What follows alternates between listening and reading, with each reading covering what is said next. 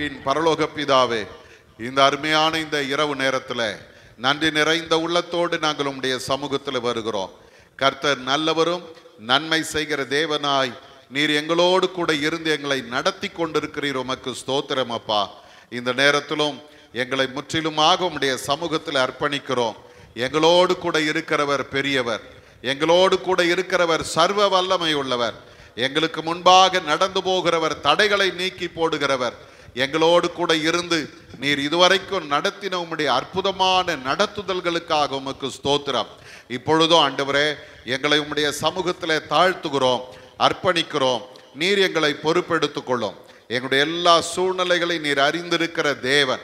உம்முடைய கிருபையை தாரும், சமாதானத்தினால் நிரப்பும். உம்முடைய தெய்வீக பிரசன்னம் எங்களை மூடிக்கொள்ளட்டப்பா. இந்த நேரத்தில் நாங்கள் உம்முடைய வார்த்தைகளை தியானிக்க போகிறோம். நீர் எங்களோடு கூட இடைபடும்படியாய் ஜெபிக்கிறோம். எல்லா தடைகளை மாற்றும், கிருபையை தாரும். உம்முடைய கரத்தில் எங்களை அர்ப்பணிக்கிறோம், பொறுப்பெடுத்துக் கொள்ளும். இயேசுவின் மூலம் ஜெபிக்கிறோம் எங்கள் நல்ல பிதாவே, ஆமேன் ஆமேன். பரமண்டலங்களில் இருக்கிற எங்கள் பிதாவே, உம்முடைய நாமம் பரிசுத்தப்படுவதாக, உம்முடைய ராஜ்யம் வருவதாக, உம்முடைய சித்தம் பரமண்டலங்களில் செய்யப்படுவது போல பூமியிலும் செய்யப்படுவதாக. அன்றுள்ள ஆகாரத்தை எங்களுக்கு தாரும். எங்களுக்கு விரோதமாய் குற்றம் செய்கிறவர்களுக்கு நாங்கள் மன்னிக்கிறது போல எங்கள் குற்றங்களை எங்களுக்கு மன்னியும். எங்களை சோதனைக்குட் பிரவேசிக்க பண்ணாமல் தீமையை ரட்சித்துக் கொள்ளும். ராஜ்யமும் வல்லமையும் மகிமையும் என்றென்றைக்கும் உடையவைகளே.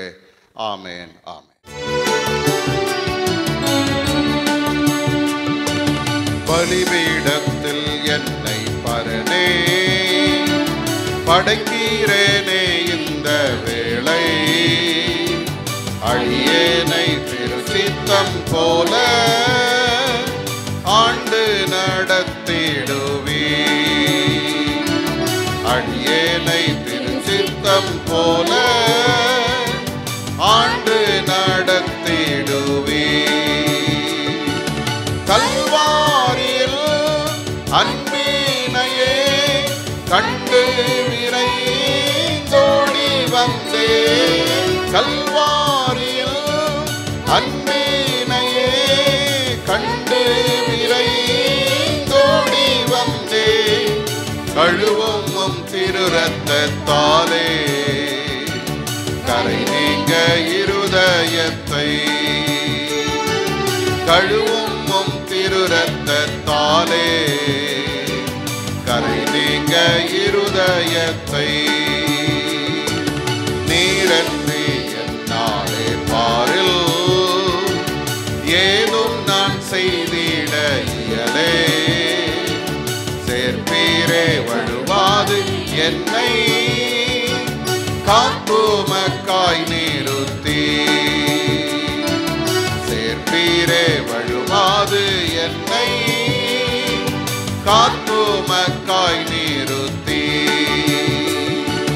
கல்வாரியில் அன்பினையே கண்டு விரைந்தோடி வந்தே.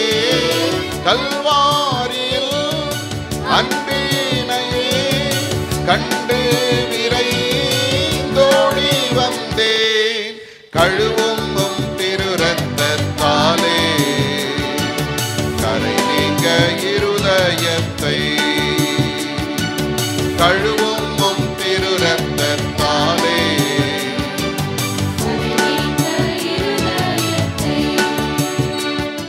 நாம் நின்ற வண்ணமாகவே முறையாக வாசிக்கும்படி தெரிந்து கொண்ட வேத பகுதி சங்கீதங்களின் புஸ்தகம் 53ஆம் சங்கீதத்தை நாம் முறையாக வாசிக்கலாம்.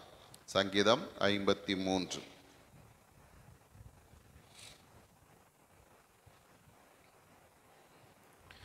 தேவன் இல்லை என்று மதிகேடன் தன் இருதயத்தில் சொல்லிக் கொள்ளுகிறான். அவர்கள் தங்களை கெடுத்து அருவருப்பான அக்கிரமங்களை செய்து வருகிறார்கள். நன்மை செய்கிறவன் ஒருவனும் இல்லை.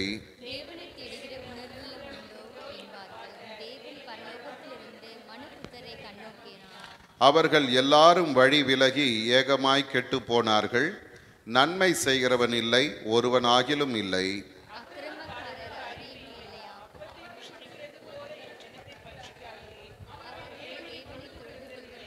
உனக்கு விரோதமாய் பாளையம் இறங்கினோடைய எலும்புகளை தேவன் சிதற பண்ணினபடியால் பயமில்லாத இடத்தில் மிகவும் பயந்தார்கள். தேவன் அவர்களை வெறுத்தபடியினால் நீ அவர்களை வெட்கப்படுத்தினாய்.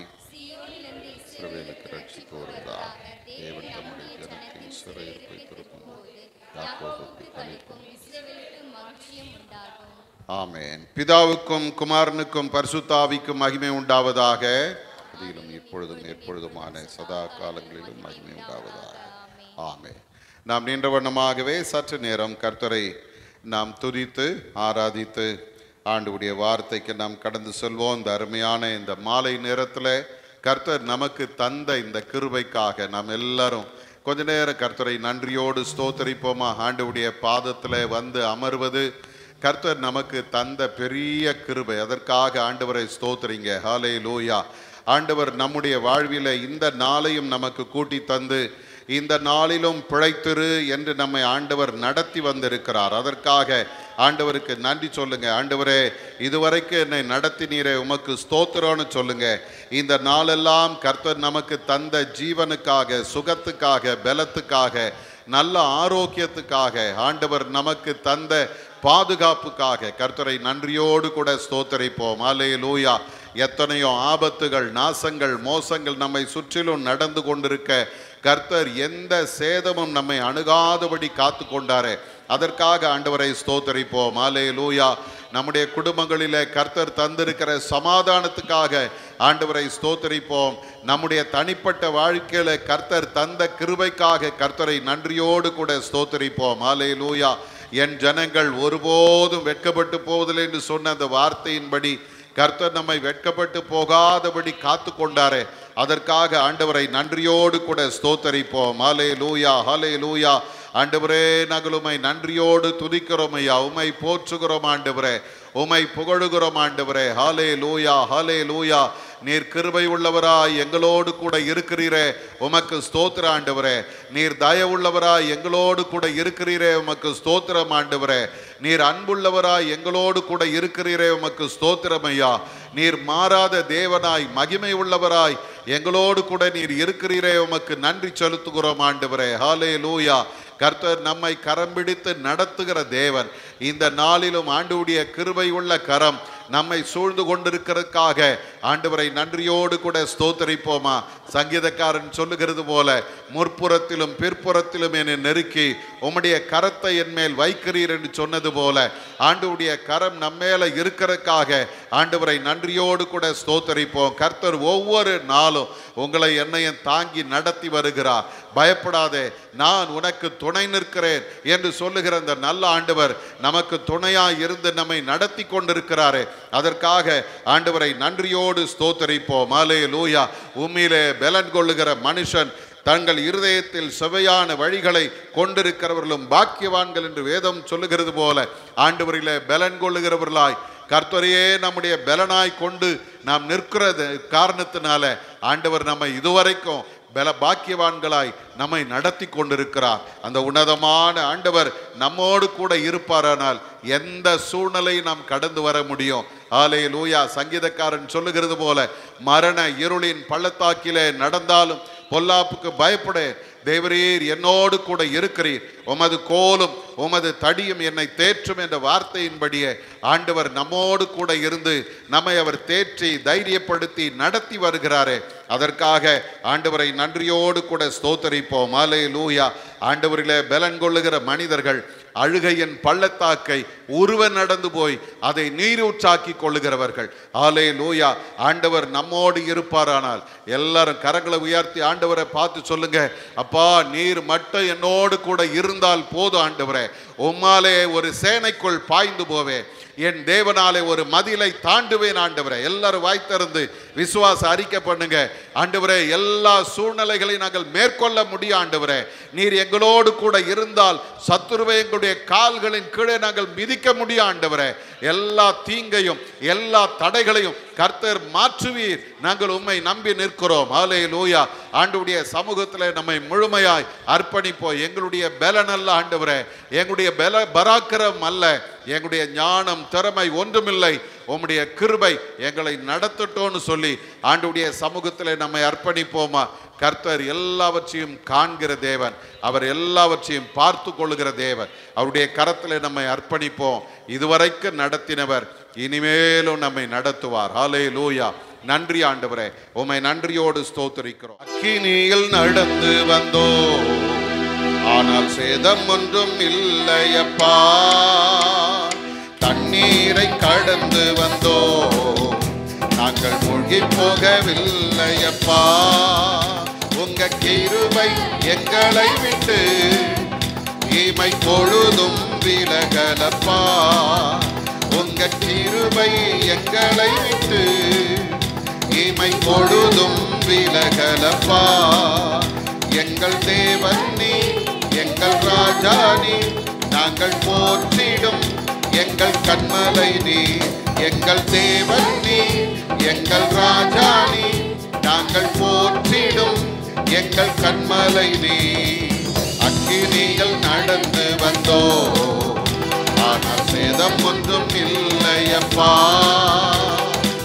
நீரை கடந்து வந்தோ, நாங்கள் மூழ்கி போகவில்லையப்பா. உங்க கிருபை எங்களை விட்டு இமை பொழுதும் விலகலப்பா. உங்க கிருபை எங்களை விட்டு இமை பொழுதும் விலகலப்பா. செங்கடலை நீர் பிளந்தீ, செம்மையான பாதை தந்தீ. எரிகோவின் கோட்டைகளை உம் யோசனையால் தகர்த்தீ. கோலியாத்தின் கோஷங்களை ஒரு நொடியில் வென்று விட்டே. கோலியாத்தின் கோஷங்களை ஒரு நொடியில் வென்று விட்டே. எங்கள் தேவன் நீ, எங்கள் ராஜா நீ, நாங்கள் போற்றிடும் எங்கள் கண்மலை நீர். எங்கள் தேவன் நீ, எங்கள் ராஜா நீ, நாங்கள் போற்றிடும் எங்கள் கண்மலை நீ. அக்கினியில் நடந்து வந்தோ, ஆனால் சேதம் ஒன்றும் இல்லையப்பா. தண்ணீரை கடந்து வந்தோ, நாங்கள் மூழ்கி போகவில்லையப்பா. உங்க கிருபை எங்களை விட்டு இமை பொழுதும் விலகலப்பா. உங்க கிருபை எங்களை விட்டு இமை பொழுதும் விலகலப்பா. எங்கள் தேவன் நீ, எங்கள் ராஜா நீ, நாங்கள் போற்றிடும் எங்கள் கண்மலை நீர். எங்கள் தேவன் நீ, எல்லாரும் சொல்லுவோமா, நாங்கள் போற்றிடும் எங்கள் கண்மலை நீர் தான் ஆண்டவரே. பலவித சோதனையா உடமிடப்பட்டோமையா, பொன்னாக மாற்றிவிட்டே. புது இருதயம் தந்து விட்டே. எங்கள் தலையை எண்ணெயினால் அபிஷேகம் செய்து விட்டே. எங்கள் தலையை எண்ணெயினால் அபிஷேகம் செய்து விட்டே. எங்கள் தேவன் நீ, எங்கள் ராஜா நீ, நாங்கள் போற்றிடும் எங்கள் கண்மலை நீர். எங்கள் தேவன் நீ, எங்கள் ராஜா நீ, நாங்கள் போற்றிடும் எங்கள் கண்மலை நீர். எங்கள் தேவன் நீ, எங்கள் ராஜா நீ, நாங்கள் போற்றிடும் எங்கள் தேவன் நீ, எங்கள் ராஜா நீ, நாங்கள் போற்றிடும் எங்கள் கண்மலை நீர். எங்கள் தேவன் நீ, எங்கள் ராஜா நீ, நாங்கள் போற்றிடும் எங்கள் கண்மலை நீர். எங்கள் தேவன் நீர். அல்லேலூயா. ராஜாவே, நாங்கள் உம்மை துதிக்கிறோம். எங்களுடைய கண்மலையே உம்மை துதிக்கிறோம். எங்களுடைய தேவன் நீர் பெரியவர்ப்பா, சர்வ வல்லமை உள்ளவர் ஆண்டவரே. எங்களோடு கூட இருக்கிறவர், எங்களை இதுவரைக்கும் பாதுகாத்தீர். அல்லேலூயா. எங்கள் ராஜா நீ, நாங்கள் போற்றிடும் எங்கள் கண்மலை நீர். செங்கடலை நீர் பிளந்தீர், செம்மையான பாதை தந்தீர். எரிகோவின் கோட்டைகளை உம் யோசனையால் தகர்த்தி, கோலியாத்தின் கோஷங்களை ஒரு நொடியில் வென்று விட்டி, கோலியாத்தின் கோஷங்களை ஒரு நொடியில் வென்று விட்டி.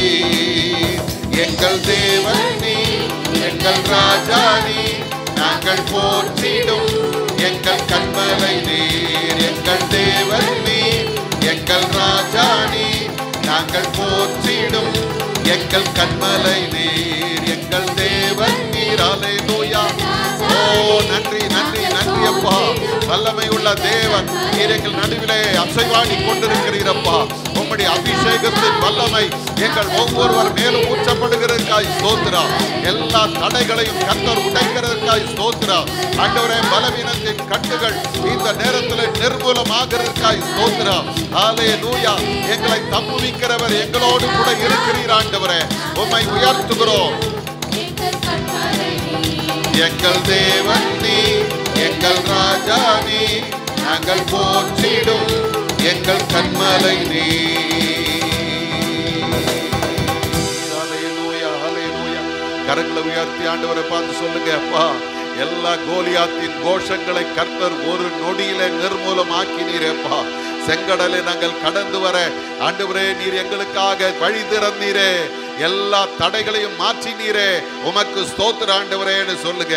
தடையாய் நிற்கிற எல்லா எரிகோவின் கோட்டைகளையும் எங்களுக்காக தரைமட்டமாக்குகிற ஒரு கர்த்தர் எங்களோடு கூட இருக்கிறீர் ஆண்டவரே. இதுவரைக்கும் நடத்தினவர், தொடர்ந்து நீர் எங்களை நடத்த போகிறீரே. அதற்காக உமக்கு ஸ்தோத்திரம்னு சொல்லுங்க. ஹல்லேலூயா. நன்றி ஆண்டவரே. உம்மை நன்றியோடு ஸ்தோத்தரிக்கிறோம் அப்பா. உம்மை நன்றியோடு துதிக்கிறோம். நீர் கிருபையும் இரக்கமுள்ள தேவன். உம்மை நன்றியோடு ஸ்தோத்தரிக்கிறோம் சுவாமி. ஹல்லேலூயா. உட்காருவோம்.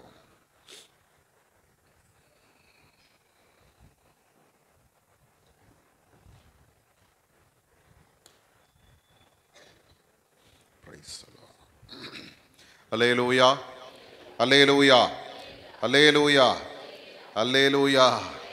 கர்த்தர் நல்லவர், கர்த்தர் நல்லவர். ஆண்டவர் நம்மோடு கூட இருக்கிறார். அவர் நல்லவர். இந்த நாளிலும் நம்மை அவர் நடத்தினார். அதற்காக கர்த்தருக்கு நன்றி சொல்வோம். இந்த நேரத்திலும் வந்திருக்கிற உங்கள் யாவரையும் ஆண்டவராகிய இயேசு கிறிஸ்துவின் இனிதான நாமத்தினாலே வாழ்த்துகிறேன், வரவேற்கிறேன். ஆண்டவர் தாமே இந்த நாளுக்கும் இந்த நேரத்திற்கும் உரிய எல்லா ஆசீர்வாதங்களினாலும் உங்களை நிறைத்து வழி நடத்துவாராக. ஆமென். இந்த நேரத்திலும் நாம் இந்த லெந்து நாட்களிலே தொடர்ந்து சிந்திக்கிற கர்த்தருடைய வார்த்தை எபிரேயரின் புஸ்தகத்திலிருந்து நாம் சிந்தித்து கொண்டிருக்கிறோம். எபிரேயரில் இயேசு என்கிற தலைப்பிலே நாம் சிந்திக்கிறோம். இந்த நாளிலே நாம் சிந்திக்கிற தியானத்தினுடைய தலைப்பு தம்மை தாழ்த்தி மேன்மை பெற்ற இயேசு என்கிற தலைப்பிலே நாம் இன்றைக்கு சிந்திக்க போகிறோம். தம்மை தாழ்த்தி மேன்மை பெற்ற இயேசு என்று நாம் பார்க்கிறோம். இந்த பகுதியில் எபிரேயரின் புஸ்தகம் 2ஆம் அதிகாரத்தில் 5வது வசனத்திலிருந்து 10வது வசனம் வரைக்கும் நாம் பார்ப்போமானால், அந்த இடத்துல ஆண்டவராகிய இயேசு கிறிஸ்து பெற்ற மேன்மையை குறித்து நாம் அங்கே பார்க்கிறோம். அருமையானவர்களே, இந்த இடத்துல நாம் பார்க்கும்போது இந்த எபிரேய ஆக்கியோன் ஆண்டவராகிய இயேசு கிறிஸ்து தேவ தூதரிலும் மேன்மை பெற்றவர் என்று சொல்லி இந்த 1ஆம் அதிகாரத்திலிருந்து 4ஆம் அதிகாரம் வரைக்கும் அவர் சொல்லி கொண்டு வருகிறதை நாம் பார்க்கலாம்.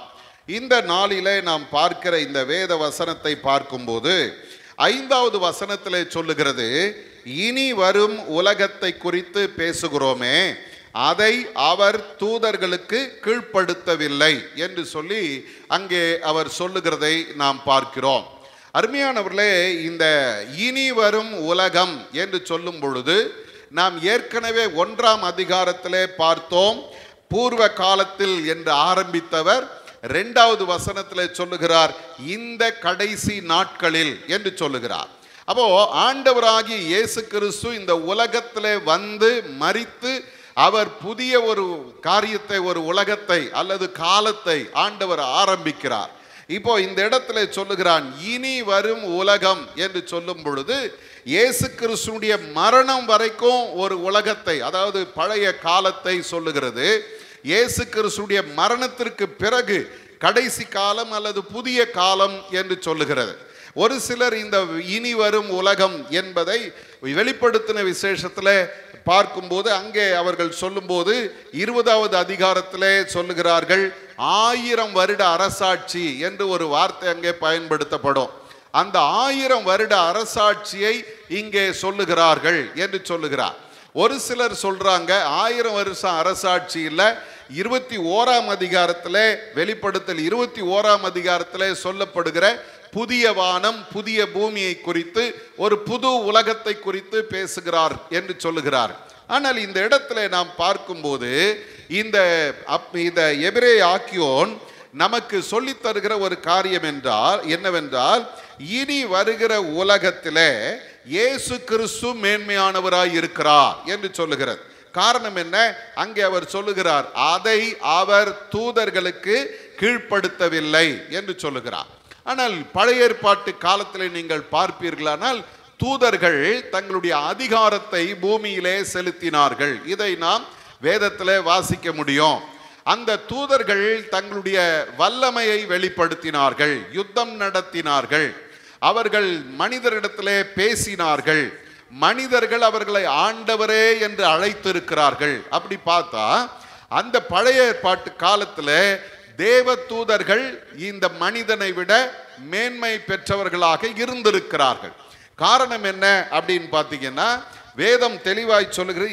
இதே பகுதியிலே நாம் பார்க்கும்போது 7வது வசனத்தில் மனுஷனை ஆண்டவர் என்ன செய்தாராம்? தேவ தூதனிலும் சற்று சிறியவனாக்கினார் என்று நாம் பார்க்கிறோம். சற்று என்ற அந்த வார்த்தையை நீங்க பார்த்தீங்கன்னா, ஏற்கனவே நான் சொன்னேன் தேவ தூதர்கள் எப்படிப்பட்டவர்கள் என்று நான் உங்களுக்கு சொல்லி இருக்கிறேன். அவர்கள் எப்படிப்பட்டவர்கள்? வல்லமை கொண்டவர்கள். தேவ தூதர்களுக்கு என்ன இருந்தது? வல்லமை இருந்தது. தேவ தூதர்கள் தேவனுடைய முகத்தை தரிசிக்கிறவர்களாக இருந்தார்கள். அவர்கள் பரலோகவாசிகளாக இருந்தார்கள். அது மாத்திரமல்ல, தடைகளை தாண்டி போகக்கூடிய அவர்களுக்கு அதனுடைய ஒரு வல்லமை இருந்தது. தேவனுக்காக அவர்கள் செயல்படுகிறவர்களா இருந்தாங்க. அப்படி பார்க்கும்போது மனுஷனை விட அவங்க என்னவா இருந்தாங்களா? சற்று மேன்மை பெற்றவர்களா இருந்தார்கள். ஆனா இந்த எபிரேய ஆக்கியோன் பாருங்க, மனிதர்களை அவன் என்ன சொல்றாருன்னு பார்த்தீங்கன்னா, அந்த 2ஆம் அதிகாரத்தினுடைய 6வது வசனத்துல சொல்றாரு, ஒரு இடத்தில் ஒருவன் சாட்சியாக என்று சொல்றார். அது யாரு அப்படின்னா சங்கீதக்காரனை குறித்து சொல்லுகிறது. ஒரு இடத்துல ஒருவன் சாட்சியாக என்ன சொல்றாராம் பாருங்க, மனுஷனை நீர் நினைக்கிறதற்கும் மனுஷகுமாரனை நீர் விசாரிக்கிறதற்கும் அவன் எம்மாத்திரம் என்று சொல்லுகிறான்.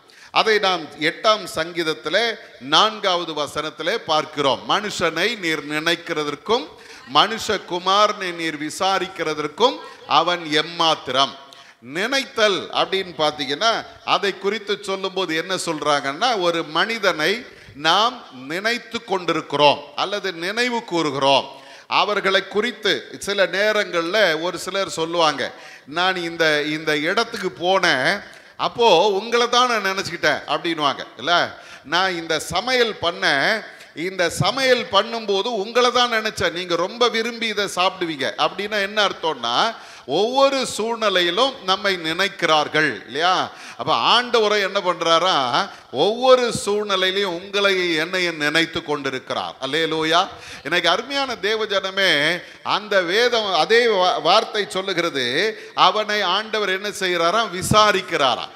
அவனிடத்துல வந்து அவனுடைய சூழ்நிலைகளை பார்த்து அவனுடைய நிலைமையை கேட்டு அறிகிற ஒரு சூழ்நிலையை வேதம் சொல்லுகிறது. அப்போ ஆண்டவர் மனிதனுக்கு தேவ தூதர்களுக்கு தராத ஒரு ஆசீர்வாதத்தை கொடுத்திருந்தார். என்ன அப்படின்னா, அவனை நினைத்தார், 2வது அவனை விசாரித்தார். ஆனா அந்த மனிதன் எப்படிப்பட்டவன் தெரியுமா? அதற்கு தகுதியானவனே அல்ல.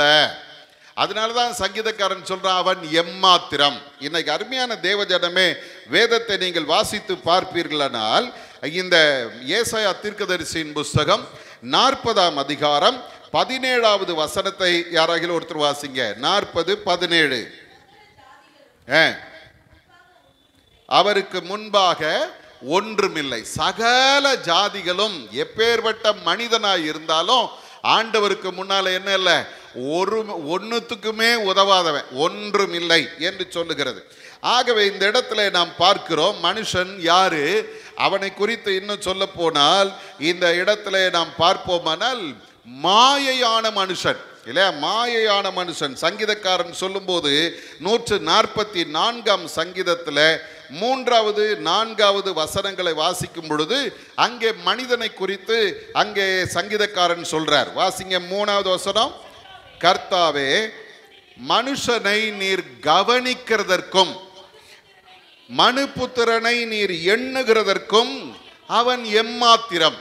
இல்லையா, அங்க திரும்பவும் சங்கீதக்காரன் சொல்றான், நீர் அவனை கவனிக்கிறதற்கும் எண்ணுகிறதற்கும் அவன் எம்மாத்திரம். 4வது வசனத்துல சொல்றாரு, மனுஷன் எப்படி இருக்கிறானா, மாயைக்கு ஒப்பாயிருக்கிறான், அவன் நாட்கள் கடந்து போகிற நிழலுக்கு சமானம். நல்லா கவனிங்க, மனுஷன் யாரு அப்படின்னா மாயை. மாயைனா என்ன தெரியுமா, இருக்குது ஆனா இல்லை. அல்லேலூயா. இருக்கிறாருங்க அவரு, ஆனா எப்போ போவாரு தெரியாது. அவர் நேத்து நல்லா தான் இருந்தாரு, நல்லா தான் சாப்பிட்டாரு, படுத்தாரு, காலையில பார்த்தா ஆள் இல்லை. ஏன் அவன் சொல்றான் அப்படின்னா, அந்த மனிதனுடைய வாழ்க்கை எப்படி இருக்கிறதா, கடந்து போகிற நிழலுக்கு ஒப்பா இருக்கிறது. ஒரு வெளிச்சம் வந்துருச்சுன்னா நிழல் இருக்கும், அந்த வெளிச்சம் போச்சுன்னா நிழல் காணாம போயிடும். நிழல் நிரந்தரம் அல்ல. இதுதான் மனிதனுடைய வாழ்க்கை. இந்த வாழ்க்கையை வச்சுக்கிட்டு தான் மனுஷன் ஆடுறான் பாருங்க ஆட்டம். அப்படிப்பட்ட ஒரு ஆட்டம். அங்கதான் வைராக்கியம் இருக்குது, அங்கதான் பிரச்சனைகள் இருக்கிறது, அங்கதான் கோபம் இருக்குது, அங்கதான் சொல்றாங்க, நான் செத்தால என் முகத்துல முழிக்காத, நீ செத்த பிறகு அவங்க வந்தா என்ன வரல என்ன உனக்கு என்ன. ஆனா நம்ம எவ்வளவு தூரம் நம்மை பெருமையாய் நினைக்கிறோம் பாருங்க.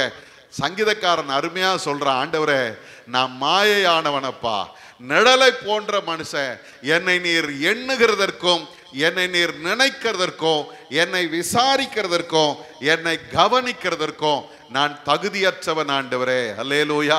ஒவ்வொரு நாளும் நீங்களும் நானும் உணர்ந்து சொல்லணும் ஆண்டவர்கிட்ட, ஆண்டவரே நான் ஒன்றும் பெரிய ஆள் இல்லப்பா, உங்க முன்னால வந்தா நான் மாயையான மனுஷன், உங்க முன்னால நிற்கும் போது நான் நிழலை போன்ற மனுஷன், நான் எந்த நேரம் முடிந்து போவேன் என்பது தெரியாது.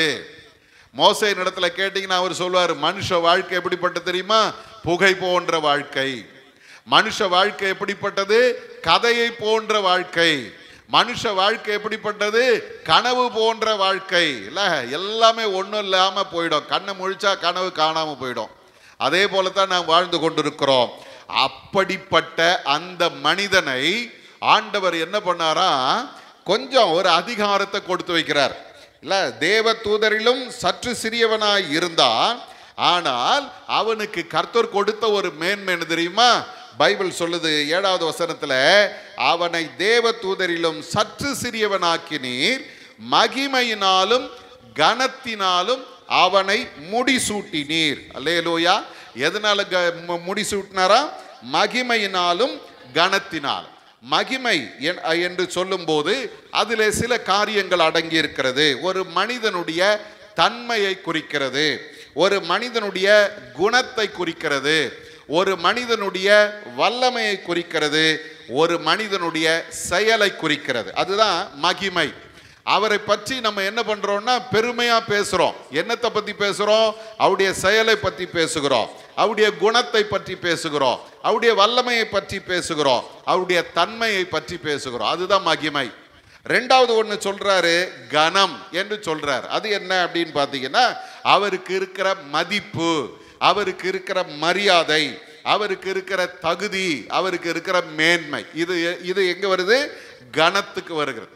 அப்ப ஆண்டவர் உங்களுக்கும் எனக்கும் 2 காரியத்தை கொடுக்கிறார். மகிமையினாலும் கனத்தினாலும் அவனை முடிசூட்டினார். இன்னைக்கு அருமையான தேவஜனமே, மனிதனை ஆண்டவர் சற்று சிறியவனாய், தேவதூதரிலும் சற்று சிறியவனாய் படைத்தார்.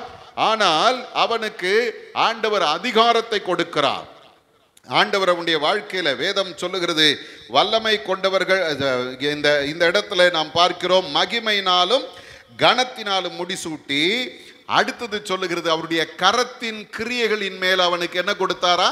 அதிகாரம் கொடுத்தார். ஆதியாகமத்தின் புஸ்தகம் 1:28 வசனத்தில் நாம் பார்க்கிறோம், ஆண்டவர் சொல்றாரு, நீங்கள் சகலத்தையும் ஆண்டு கொள்ளுங்கள் அப்படின்னு ஒரு அதிகாரம் கொடுத்தார். அல்லேலூயா. என்ன அதிகாரம்? ஆண்டு கொள்ளுங்கள். அப்படின்னா என்ன அர்த்தம்? நீ இந்த பூமியை என்ன பண்ணலாம்? ஆண்டு கொள்ளலாம், இதன் மேல அதிகாரம் செலுத்தலாம். இந்த எபிரேய ஆக்கியோன் பாருங்க, அந்த இடத்துல சொல்றாரு, மகிமையினாலும் கனத்தினாலும் அவனை முடிசூட்டி உம்முடைய கரத்தின் கிரியைகளின் மேல் அவனுக்கு அவனை அதிகாரியாக வைத்து சகலத்தையும் அவனுடைய பாதங்களுக்கு கீழ்ப்படுத்தினீர் என்று சொல்றான். அப்போ மனிதனை ஆண்டவர் தேவ தூதரிலும் சற்று சிறியவனாய் படைத்தாலும் தேவ தூதர்களுக்கு இல்லாத ஒரு அதிகாரத்தை ஆண்டவர் மனிதனுக்கு கொடுக்கிறார்.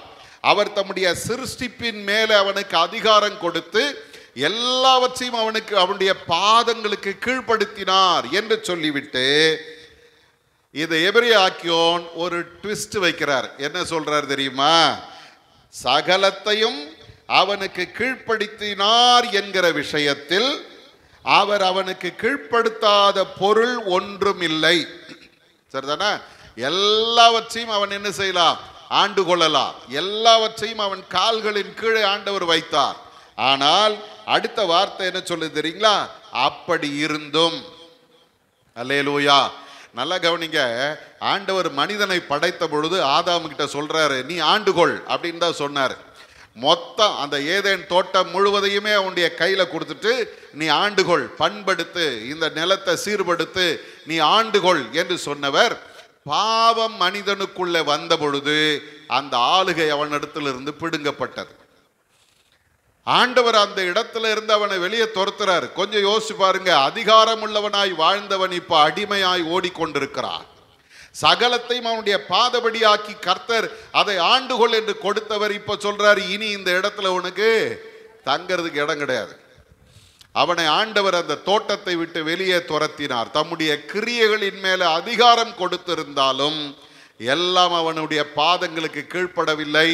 அவன் அதிகாரத்தை முழுமையாய் அனுபவிக்கவில்லை. காரணம் பாவம். இப்ப பாருங்க, இதை சொல்லிவிட்டு இந்த எபிரேய ஆக்கியோன் சொல்றாரு, ஒன்றும் அவனுக்கு சகலமும் கீழ்ப்பட்டிருக்க காணோம் என்று சொல்லிவிட்டு 9வது வசனத்துல சொல்றாரு, தேவனுடைய கிருபையினால் ஒவ்வொருவருக்காகவும் மரணத்தை ருசி பார்க்கும்படி தேவ தூதரிலும் சற்று சிறியவனாக்கப்பட்ட இயேசு என்று சொல்றார். அவர் தேவன். நம்ம ஏற்கனவே பார்த்தோம், எல்லாவற்றையும் உண்டாக்கி எல்லாவற்றையும் தம்முடைய வல்லமை உள்ள வசனத்தினாலே ஆளுகிறவராய் தாங்குகிறவராய் இயேசு இருக்கிறார்.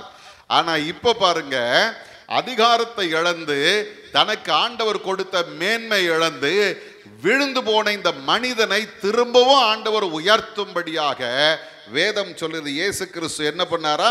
கிருபையாய் கிருபையாய் தேவனுடைய கிருபையினால் எல்லாருக்காகவும் மரணத்தை ருசி பார்க்கும்படிக்கு தேவ தூதரிலும் சற்று சிறியவராய். அப்படின்னா எப்படி ஆனாரா?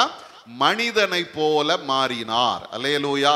எனக்கு அருமையான தேவஜனமே, இத அப்போஸ்தலனாகிய பவுல் பிலிப்பியர் 2ஆம் அதிகாரத்திற்கு எழுதும் பொழுது அங்கே அவர் என்ன சொல்றார் பாருங்க, 9வது வசனத்திலிருந்து 11வது வசனம் வரைக்கும் பார்த்தீங்கன்னா, தம்மை தாமே வெறுமையாக்கி அடிமையின் ரூபம் எடுத்து மனுஷ சாயலானார். அப்படின்னா என்ன அர்த்தம்? மனித சாயல் எப்படிப்பட்டது?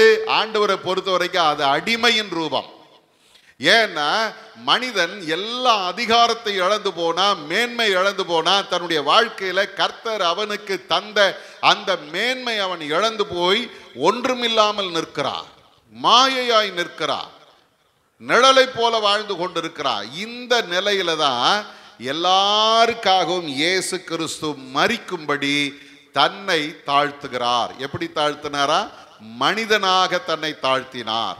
அருமையானவர்களை, இந்த இடத்துல சொல்லுகிறது, தேவ தூதரிலும் சற்று சிறியவராக்கப்பட்டிருந்த இயேசு மரணத்தை உத்தரித்ததின் நிமித்தம், நல்ல கவனிங்க, ஆண்டவராகிய இயேசு கிறிஸ்து நமக்காக தன்னுடைய வாழ்க்கையை அர்ப்பணித்து அவர் மரணத்தை ஏற்றுக்கொண்டு அதை வெற்றியாய் முடித்தது நிமித்தம் வேதம் சொல்லுகிறது, மகிமையினாலும் கனத்தினாலும் முடிசூட்டப்பட்டிருக்க காண்கிறோம். ஒரு அல்லேலூயா சொல்லுங்க.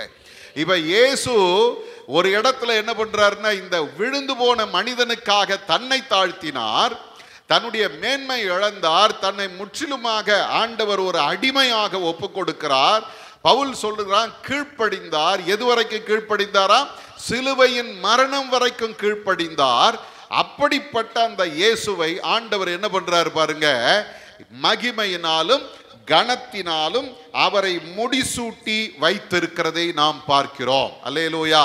அதே பவுல் அப்போஸ்தலன் பிலிப்பியர் 2ஆம் அதிகாரத்தில் நாம் பார்க்கும்போது அங்கே 10-11 வசனங்கள்ல என்ன சொல்றாரு பாருங்க, இயேசுவின் நாமத்தில் வானோர் பூதலத்தோர் பூமியின் கீழானோருடைய முழங்கால் யாவும் முடங்கும்படிக்கு பிதாவாகிய தேவனுக்கு மகிமையாக இயேசு கிறிஸ்து கர்த்தர் என்று நாவுகள் யாவும் அறிக்கை பண்ணும்படிக்கும் எல்லா நாமத்திற்கும் மேலான நாமத்தை அவருக்கு தந்தருளினார். அல்லேலூயா. எனக்கு அருமையான தேவஜனமே, இயேசு தம்மை தாமே தாழ்த்தி மனிதனுக்காக அவர் இந்த உலகத்தில் வந்து மரித்ததினாலே ஆண்டவர் அவரை திரும்பவும் உயர்த்தினார். எப்படி உயர்த்தினாரா? வானோர் பூதலத்தோர் பூமியின் கீழானோர் எல்லாருடைய கால்களும் முடங்கும்படிக்கு. அல்லேலூயா. எவ்வளோ பெரிய மகிமையான ஒரு ஆண்டவரை நாம் ஆராதிக்கிறோம் தெரியுமா? நம்ம மட்டும் அவரை தொழுது கொள்ளல, வானோர் வானோர் வானத்தில் உள்ள எல்லா தேவ தூதர்களும் அண்ட சராசரங்களும் மனிதனும் பூமிக்கு கீழானவர்கள் என்று சொல்லும்போது வேத அறிஞர்கள் சொல்றாங்க, அது அடைக்கப்பட்ட ஆவிகள் என்று சொல்லுகிறது. நீங்க வேதத்தை வாசிங்கன்னா எபேசியர்ல நாம் அதை பார்க்கிறோம். அவர் இறங்கினார். அப்போ எல்லாரும் அவரை தொழுது கொள்ளுங்க. அவர் நீங்களும் நானும் ஆராதிக்கிற ஆண்டவர் எவ்வளவு வல்லமை உள்ளவர் தெரியுமா? பிசாசு கூட அவருக்கு முன்னால் நிற்க முடியாது. இந்த உலகத்தை நான் ஆளுகிறேன்னு சொல்ற சாத்தானுக்கு கூட அவருக்கு முன்னால் நிற்கிறதுக்கு அதிகாரம் இல்லை. காரணம் என்ன? வேதம் சொல்லுகிறது, வானோர் பூதலத்தோர் பூமியின் கீழானோருடைய கால்கள் யாவும் முடங்குகிற ஒரு மேலான நாமத்தை ஆண்டவர் அவருக்கு கொடுத்தார். இன்னைக்கு நம்ம தான் ஆண்டவரை சாதாரணமாக பார்த்துக்கிட்டு இருக்கிறோம் இல்ல, ஆனா இந்த உலகம் அவருக்கு அடிபணிந்து இருக்கிறது. வேதம் சொல்லுகிறது பாருங்க, 11வது வசனத்துல அப்போஸ்தலனாகிய பவுல் சொல்லும்போது சொல்றாரு, எல்லா நாவுகளும் அறிக்கை பண்ணுகிறது, கர்த்தர் இயேசுவை கர்த்தர் என்ற நாவுகள் யாவும் அறிக்கை பண்ணும்படிக்கு எல்லா நாமத்துக்கும் மேலான நாமத்தை அவருக்கு தந்தருளினார். அல்லேலூயா. எனக்கு அருமையான தேவஜனமே, உங்களுக்கு எனக்கு ஒரு பெரிய பாக்கியத்தை கர்த்தர் கொடுத்திருக்கிறார். என்ன தெரியுமா? ஒரு மேலான ஆண்டவரை நாம் ஆராதிக்கிறோம். சர்வ அதிகாரம் படைத்தவரை நாம் ஆராதிக்கிறோம். கனத்தினாலும் மகிமையினாலும் முடிசூட்டப்பட்டு எல்லாருடைய கால்களும் அவருக்கு முன்பாக முடங்குகிற ஒரு வல்லமை உள்ள ஆண்டவரை நாம் ஆராதித்து கொண்டிருக்கிறோம். அவர் நமக்காக மரித்து நம்முடைய பாவங்கள் எல்லாம் அவர் மாற்றி இருக்கிறார். இப்ப ஆண்டவர் சொல்றாரு, மகனே மகளே, நீயும் என்னுடைய சுதந்திரத்துக்கு பங்காளி. அல்லேலூயா. அவருக்கு என்ன அதிகாரம் இருக்குதோ, அவருக்கு என்ன மகிமை இருக்கிறதோ, வல்லமை இருக்கிறதோ, அதை நமக்கும் அவர் தருவேன் என்று வாக்கு பண்ணுகிறார். இந்த இரவு நேரத்தில் அந்த உன்னதமான ஆண்டவருடைய பாதத்தில் நாம் விழுந்து பணிந்து, ஆண்டவரே, நீர் எல்லாவற்றுக்கும் மேலான ஒரு ஆண்டவர், சகலமும் உமக்கு அடிபணிந்து இருக்கிறது, நீர் எல்லாவற்றையும் ஆளுகிறவராய் இருக்கிறீர், உம்முடைய பாதத்தில் நாங்களும் விழுகிறோம்னு அவருடைய பாதத்தில் விழுவோமானால் நாம் இழந்த கனத்தையும் மகிமையும் கர்த்தர் நமக்கு திரும்ப தருவார். அல்லேலூயா. கண்களை மூடுவோமா? ஆண்டவருடைய சமூகத்தில் நம்மை ஒப்பு கொடுப்போமா? ஆண்டவரே, நீர் எனக்கு தந்த அந்த மகிமையையும் கனத்தையும் நாங்கள் இழந்து போனோம், ஆனால் அதை திரும்பவும் எங்களுக்கு தரும்படி நீர் இந்த உலகத்தில் வந்து மரித்து உயிர்த்தெழுந்து இன்றைக்கும் ஜீவனுள்ளவராய் எங்களோடு கூட நீர் வாசம் பண்ணி கொண்டிருக்கிறீங்கப்பா.